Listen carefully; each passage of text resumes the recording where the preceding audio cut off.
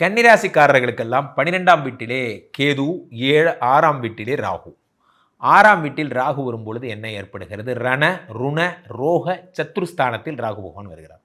வியாதி, கடன், கஷ்டம் போன்றவையெல்லாம் தருகின்ற இடத்திலே ராகு பகவான் வருகிறார். பொதுவாகவே 6ஆம் வீட்டிலே நண்பர்களே ராகு வருவது மிகப்பெரிய நன்மைகளை உண்டாக்கி தருகிறது. ஏனென்றால் 6ஆம் இடம் என்பது என்னன்னா சத்ரு ஜெயம் என்று குறிக்கிறார்கள். சத்ரு ஜெயம்.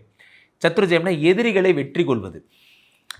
எதிர்த்தெண்ணில் எதிரியே இல்லை, நம்பிக்கை கொள் கவலையே இல்லை. எதிர்த்து நிற்கிறோம்.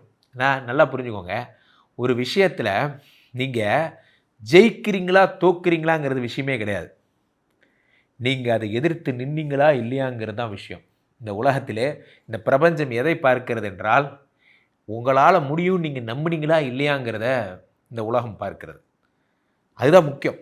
நீங்கள் உங்களால் கட்ஸாக நீங்கள் எதிர்த்து நிற்கிறீங்களா இல்லையா அப்படிங்கிறது. இந்த 6ஆம் வீட்டிலே வரக்கூடிய ராகு பகவான் உங்களுக்கு 1008 சங்கடங்கள், கடன்கள், பிரச்சனைகள் வந்தாலும் ஒத்த ஆள் நான் எப்படி நின்ன பத்தியா அப்படிங்கிறது தான் உங்களுடைய பெரிய விஷயம்.